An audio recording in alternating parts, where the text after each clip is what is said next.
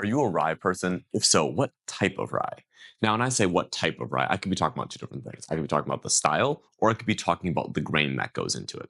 Let's start with the style. So, here in the US, you're going to mainly find four different types of rye. First one you're going to find is going to be Kentucky. This is a very classic type of rye. A lot of people know it, a lot of people have had it. It's going to be a little bit sweeter, usually right around that 51% rye. So, not a lot of that rye spice going on, but a lot of corn and a lot of sweetness to it.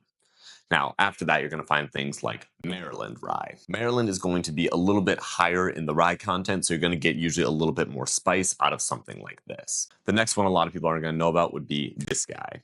So we're talking about good old MGP or Indiana rye. MGP rye, it's usually going to be around that 95.5 rye. So people are going to call it, and this is going to be a very traditional flavor. Yes, you've probably had a lot of MGP rye because they are big and for a reason. The last one we're going to talk about, I don't have a bottle of it, but it would be that Pennsylvania or Monongahela rye. This is going to be even higher in that rye content, so you're going to get even more of those spicy notes out of it.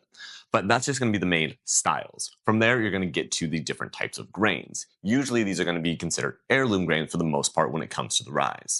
With most rye, you're usually going to be actually using a hybrid of a couple different rye strains, so you get a really good product. There's going to be a lot of different types of rye out there. There's things like dark pumpernickel rye. There's going to be things like a Hazlitt rye. There's going to be so many different types of rye. So if you ever find one that you really, really enjoy, you should see what strain of rye they're actually using because not all rye is the same. When it comes to rye, there's going to be so many different options. You just have to figure out which you like. Do you want something a little bit sweeter or do you want something a little bit more spicy?